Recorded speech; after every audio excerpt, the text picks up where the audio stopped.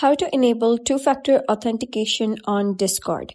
Hello guys and welcome back to the channel. In this video, I'm going to show you how you can enable two-factor authentication on Discord. So let's get started.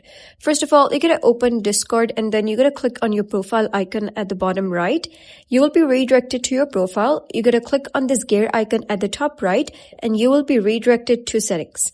Here, you're going to click on account and then you're going to scroll down till you find the option of enable authenticator app. Once you're here, you're going to click on next and you can download any authenticator app such as Google or Microsoft. And then you're going to copy this code and then you're going to open your authenticator app. Make sure that you have signed in and then you're going to click on this plus icon over here. Click on enter a setup key and you're going to paste that key down over here. And then you're going to give the account name. For example, I'm going to type down Discord and click on add. And here you'll be able to see your key that will refresh every 30 seconds. So once a new key appears, you're going to click on it. So you have copied it. Go back to Discord, click on next. And then you're going to click on allow paste. And then you can simply type down your password.